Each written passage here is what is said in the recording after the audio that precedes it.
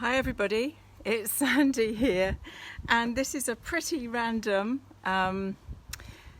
new moon rose reading, and I had intended to do it yesterday, but those of you that follow me on my main Facebook page will know that I spent yesterday morning in Prades Hospital with a very infected leg.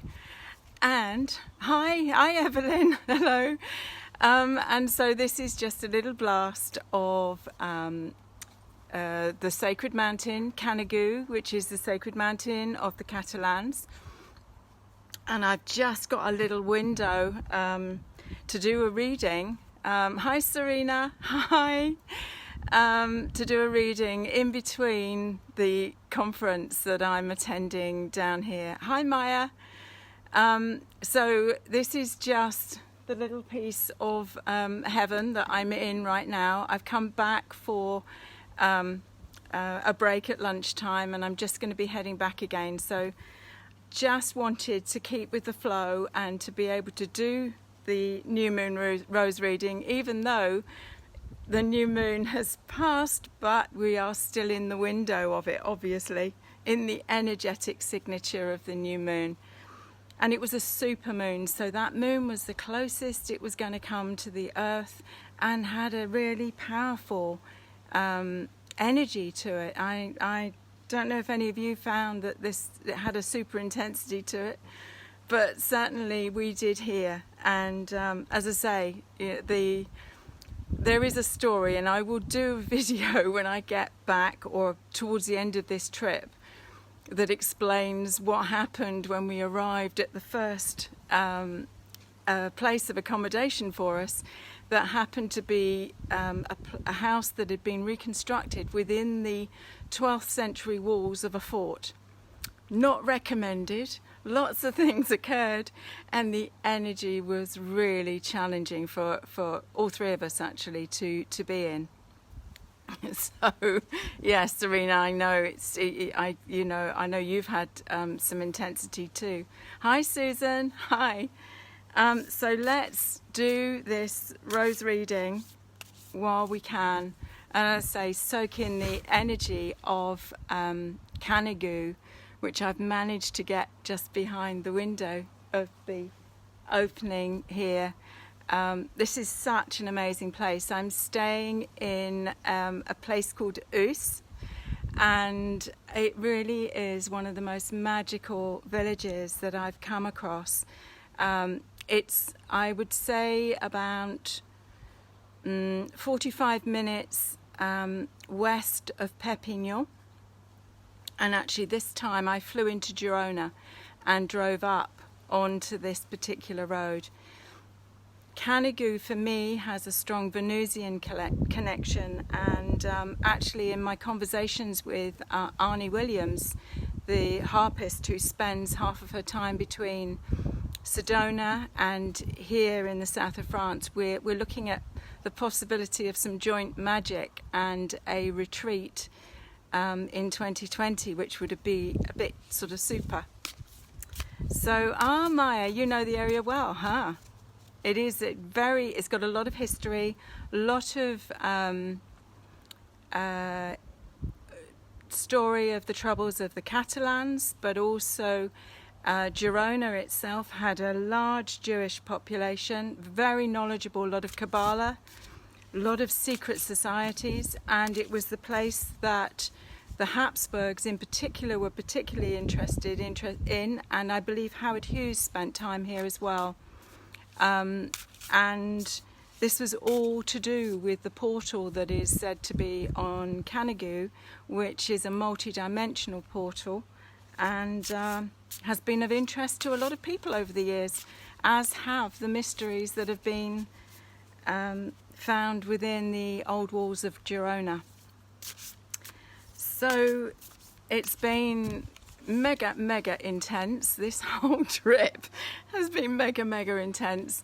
I just felt so blessed that we were able, through a whole series of synchronicities and casual conversations in coffee shops, that sort of unfolding, that actually brought us here to this particular location and this particular house, which is the one that I knew we should be in before we left.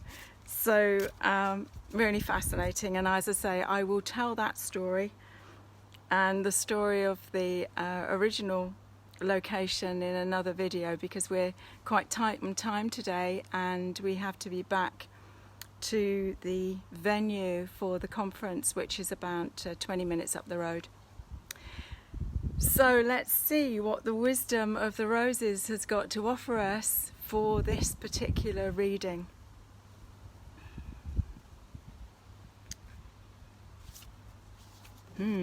Interesting. So the first rose that's come up, and I've opened a new deck, a brand new deck to do this, so they're a bit sticky. So the first rose is Master Rose 1, and she is the divine masculine rose in the deck.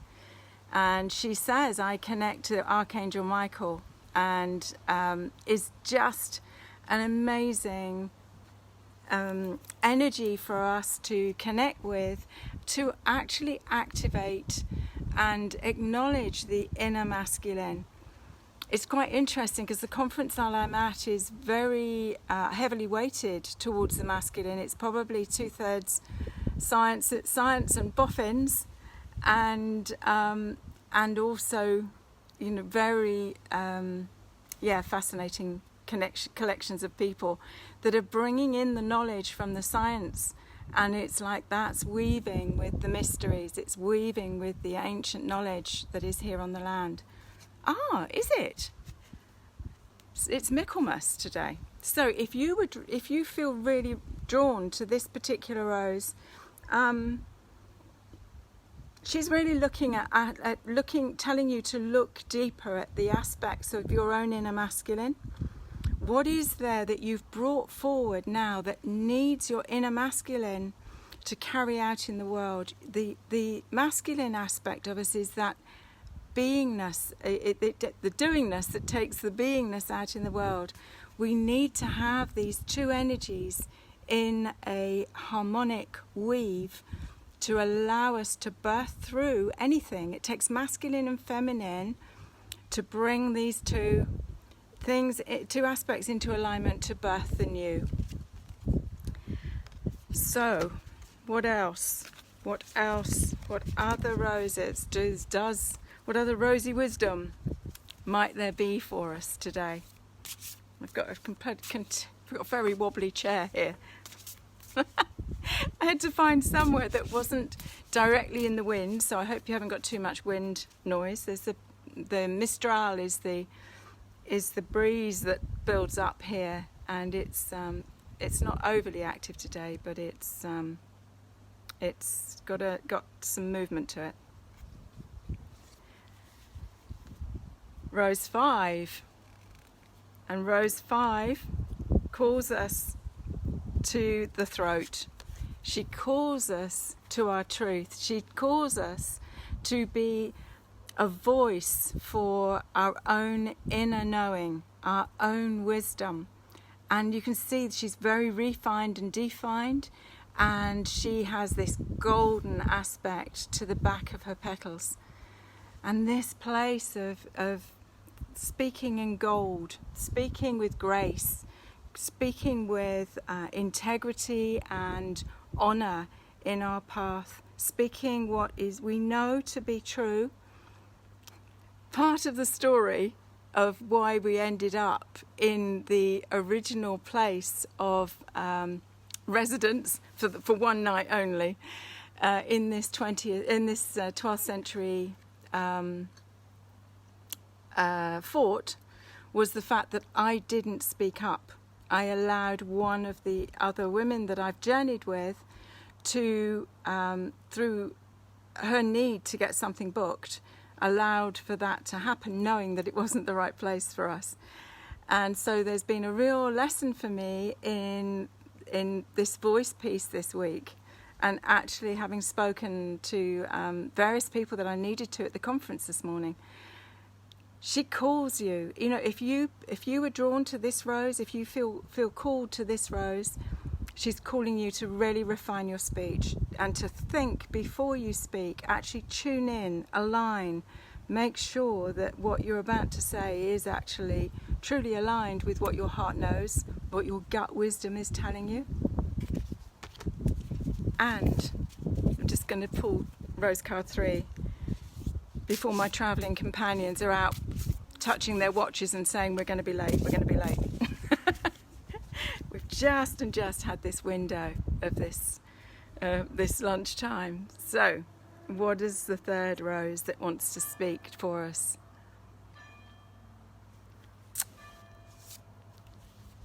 And it's rose 9. That place of absolutely clear sense of boundaries, of truth, of coming into self. This is a really embodied rose, and this new moon is calling us to a new pathway, a new trust in ourselves, a new trust in our gut wisdom, in living from that place, living from that absolute truth that we know within. There's nothing fluffy about this rose. She's absolutely golden, and you know, if you can sense that the heart is very, very connected to the truth that the gut wisdom offers us. So these two energies together are, you know, when we're feeling vulnerable or gutted around our solar plexus, the heart field is really affected.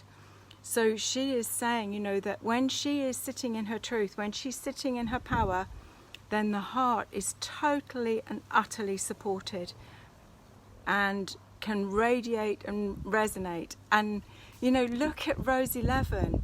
Rose 11 sitting above this, she brings that golden energy up, out and through. So this is beautiful, beautiful combination of these 3 roses. I can't quite see that. I know that I'm seeing messages coming up through, and thank you so much for the hearts coming up through too. But these are our 3 roses. So it's a short and sweet reading today. I might get a chance to pop back on again at the beginning of the week. Master Rose 1. Weaving the 2 energies, recognizing that neither is right. You know, we need to balance these 2 energies. It's like the 2 ends of the seesaw.